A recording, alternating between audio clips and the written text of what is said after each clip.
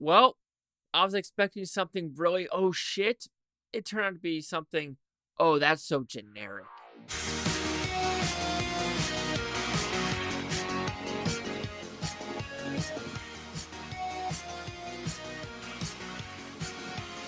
Chase Liaki here. Blue Futon reviewing A Day and a Half. So what is this movie about? Pretty simple premise. Is a Swedish movie about a hostage situation that takes place in a day and a half that starts off like in the clinic, then moves on the road, and now we're traveling this roadside. Are we going to the airport? Are we going to the ferry? Are we going to try to leave the country?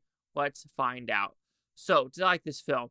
I thought it was so generic that once it ended, I kind of felt dirty. And I felt dirty in the more different ways than you think. Not just because it was a generic movie, but how it ended. I was just like, I've seen this way too many times and you brought nothing new to the table. If they did something about the halfway point, would have been a very, very fascinating movie. And we'll discuss that. When talking about the positives, I do think the filmmaking is fine. I think the actors involved are fine. The main cop character is also the director. I also think he might have written the story. And the story is very, very, very, very loosely based, where apparently there was a hostage situation that occurred, but everything after that is all fictional, done by the director slash writer slash actor. I think there were some twists and turns in this movie that could have gone somewhere. Especially there's this one scene where you had to visit these parents about that have the child. Of course, there's xenophobic elements in this movie, which, kind of felt forced. But then we'll also go with something that happens there where it's so generic, where I was thinking that if they go, the daughter's missing, or something sinister happened at this house, it could have been such a fucking amazing thriller. But they decided to go this route of like, you know what? Oh, I need to connect with this guy that's holding his wife hostage. I need to connect with these people. I have a bad family past. I cheated on my wife, so I need to call my son. Oh, you need to call your son, and that's how we connect. And at the very end, and we all live happily ever after. Like, it was that generic and that kind of pathetic that I just felt dirty. I felt off. I felt like, really? You couldn't think of anything different, that you went with the route of these are both broken people and they needed each other to figure out their lives? Get the fuck out of here. I'm sorry. Like, seriously, what the fuck is this bullshit when it comes to that? Like I said, I liked the filmmaking.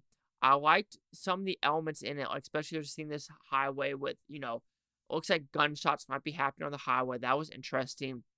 Going to the parents' house was interesting.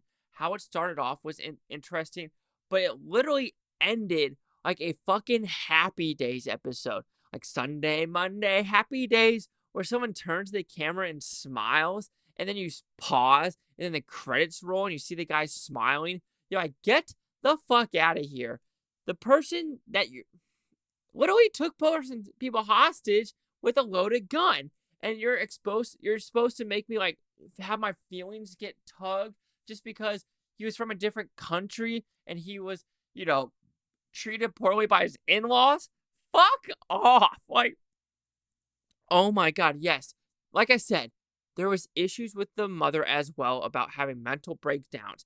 And like I said, if you went to the Swedish house and had it go into some fucking like, we gotta find the daughter, and now the police has got to team up with these parents to find the daughter, or something sinister happens at this house, it could have been such like a James Wan, a Blumhouse like Black Phone type of fucked up movie. Would have been like so badass and so just interesting, where it kept me on the edge of my seat.